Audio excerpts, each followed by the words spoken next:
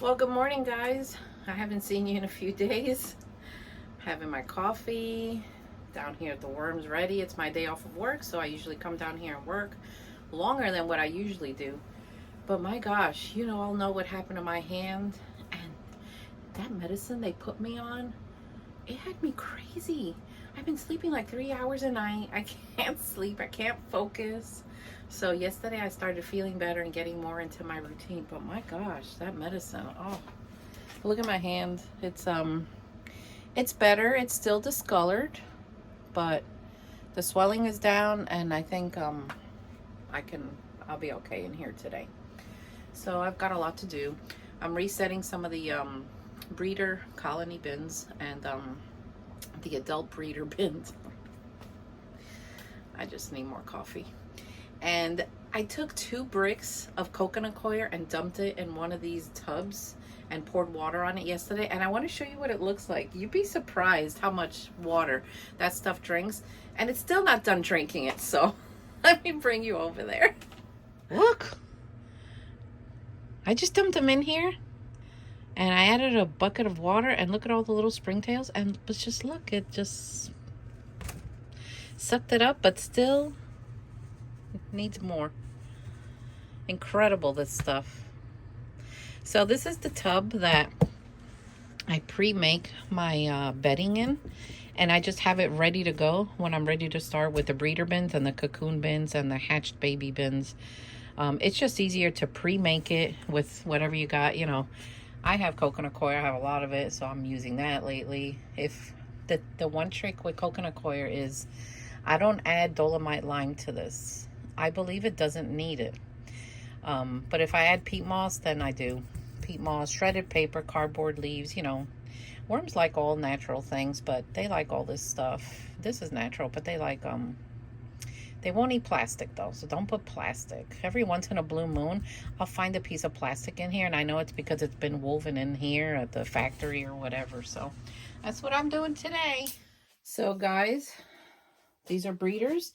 And today I'm brushing them off, scooping them out, and getting them into the trays. I have a confession to make.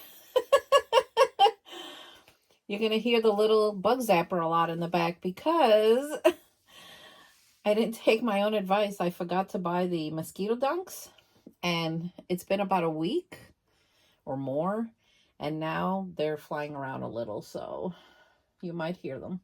But mosquito dunks, it's a bacteria and it takes time for them to naturally work. So it'll be a few days before they're under control. But anyway, zap, zap, zap away. So let me get this going. So when you let the castings or the bedding the worms are in dry out, it's so much easier to do it with this. I mean, it literally just, look, comes off them.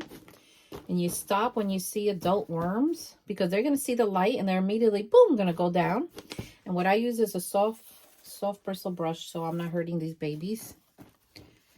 And you just keep going.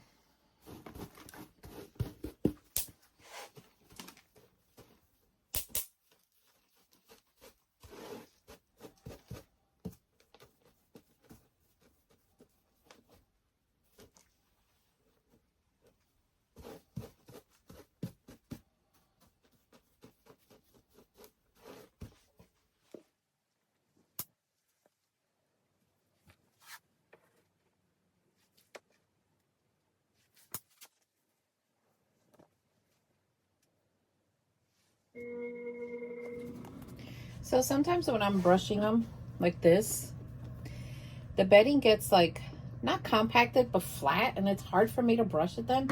So what I do is I do take the bedding and I just fluff it up a little bit, get some air in there.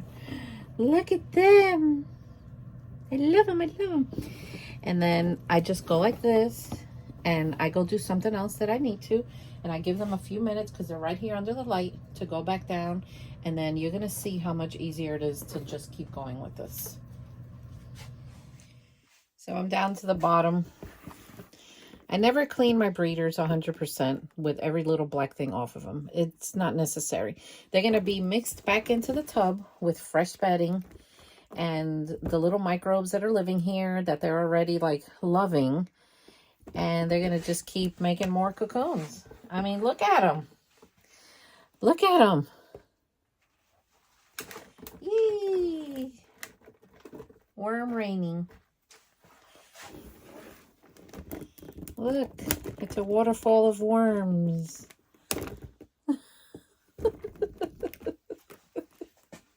So now I'm going to add some oyster shell, which lately is my favorite grit. But you can use play sand, like the one you get in the bags for kids' play boxes. I wouldn't recommend using sand from the ocean because that has a lot of stuff living in it. And especially don't bring it inside your house for the worm bins. You don't know what could happen. So, yeah. I'm going to spread this out. I need more bedding. I like to give them at least 2 or 3 inches.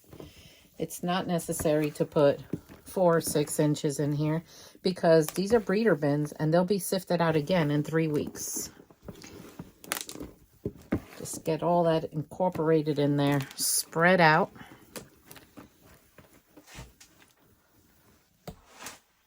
Yeah, I'm gonna go to my pre-made tub over there and get more bedding. All right, here we go. I got the bedding back on. It's nice and wet. They have buried. They have their grit.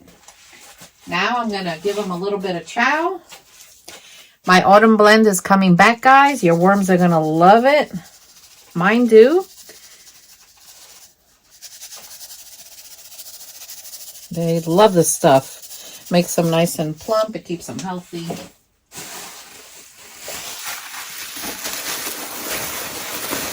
So then basically this is the way it's done, you know. If you love worm farming, you will love doing this. If you hate worm farming, don't worm farm. You'll end up hating it. It's a messy job, it really is. But the last thing you want to do is do something you hate, no matter what it is, you know. Especially at home. See, if I were to fill up those tubs with 4 to 6 inches, yeah, I probably won't be able to lift them. So that's why keep them light. It'll be good. Anyway, I hope you enjoyed this video. I can't see you because I can't bend down that far. And I hope you learned something. And I'll see you all next time. Take care.